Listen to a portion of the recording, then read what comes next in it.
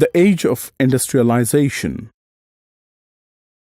At the end of this lesson, you should be able to explain the meaning of proto-industrialization, explain why women workers in Britain attacked the spinning jenny, give reasons why some industrialists in 19th century Europe preferred hand labours over machines, describe how East India Company procure regular supplies of cotton and silk textile from Indian weavers. Explain why industrial production in India increased during First World War. You must have seen your great-grandmother using a pounding stone, your grandmother using a grinding stone, your mother using a mixer, and later you may be using a food processor. This shows that from generation to generation, people wanted to grow in such a way where they could have a cleaner, better and simpler livelihood. How does this improvement happen? This happens through improvement or growth in skills through ages. Industrialization is nothing but growth. This is the period of social and economic change that transforms a human group from an agrarian society into an industrial one. The need for industrialization was to bring about changes in mankind. Let us look back how and when all these happened. The first phase of industrialization is referred to as proto-industrialization. The term proto means first or early. This refers to that phase of industrialization in the 17th and 18th century where there was a large-scale industrial production in Europe, especially in England, for an international market, not based on factories but on family farms. In the industries where production fluctuated with the season, industrialists usually preferred hand labor, employing workers for the season to reduce cost. Moreover, in Victorian Britain, the upper classes, the aristocrats, and the bourgeoisie preferred things produced by hand. The most dynamic industries in Britain were cotton and metals. But technological advancement during this time was very slow and expensive. However, a series of inventions happened in this time which includes the spinning jenny, flying shuttle, water frame, power loom, cotton gin, steam engine, etc. What do you think would be the impact of industrialization on common man? In the 17th and 18th century, merchants from European cities turned towards countryside. They used to give money to farmers and craftsmen and got the production done for the international markets.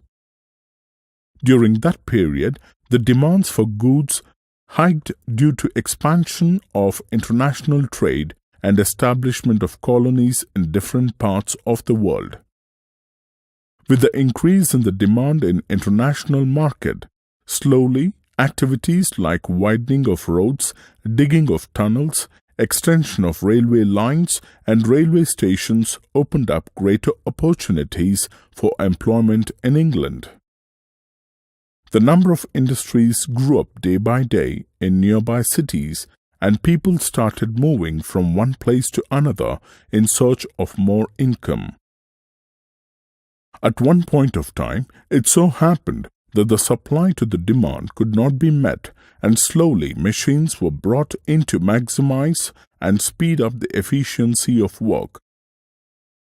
The inventions of spinning jenny by James Hargreaves in 1764 and use of fly shuttle created a major impact, especially on the lives of women in particular.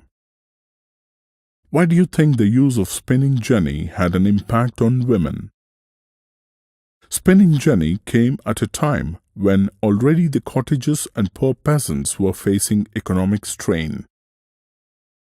Many women survived on hand spinning to supplement their income, and they began attacking the new machine.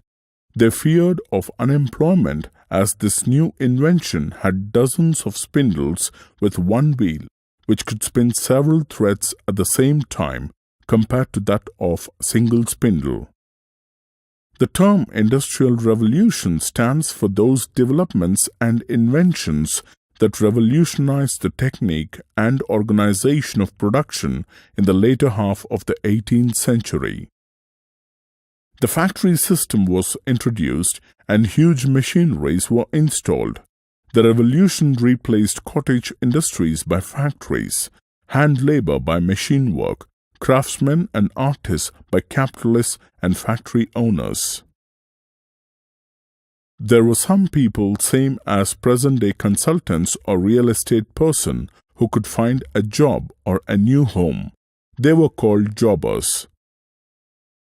The jobbers would get people from his village, ensured them jobs, helped them settle in the city. They became very powerful and demanded more money and gifts for their favor.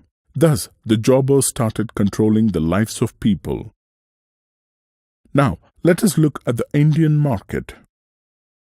India had been a flourishing nation in the past.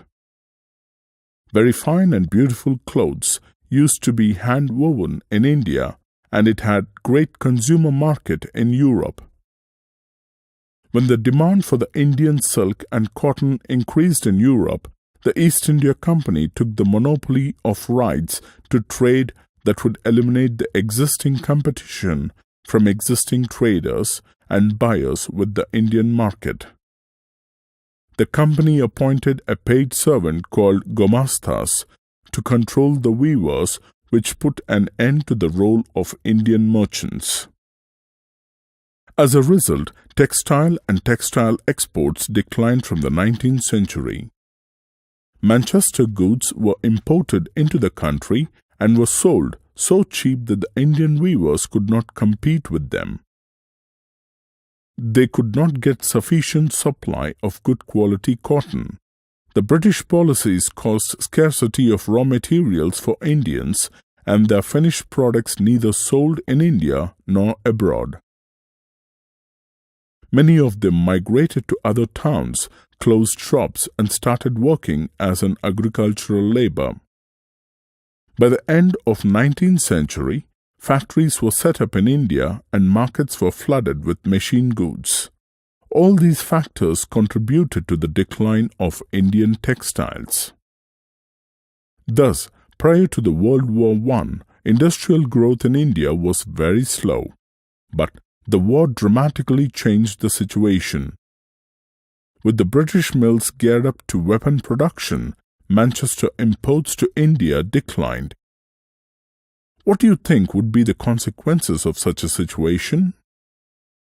Indian mills had access to home market. As war prolonged, Indian factories were called upon by the government to supply war needs like jute bags, tents, uniforms, etc. War came as a blessing in disguise to the Indian market, which boomed the production and lots of people got employment.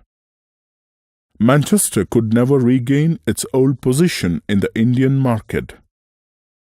Britain's economy crumpled due to the war and as a result could not compete with US, Germany and Japan, and cotton productions and exports fell dramatically. Seeing the British trapped in war, the Indian leaders strengthened the use of Swadeshi, and it was a boon for Indian industries. The Swadeshi mantra had taken hold all over. Gandhiji's ideologies and principles of simple living and high thinking attained widespread popularity. His message through three little monkeys, Charaka and Khadi, are still fresh in the hearts of the Indian people till date. However, with an aim to capture the Indian market again, British tried to take advantage of the religious sentiments of Indians by printing images of gods, goddesses and kings on all foreign goods. As the Swadeshi movement gained momentum, mobilized by nationalists under the guidance of Gandhi, Indians began boycotting foreign clothes and goods. The message was often loud and clear, urging people to buy Indian products if they cared for the nation.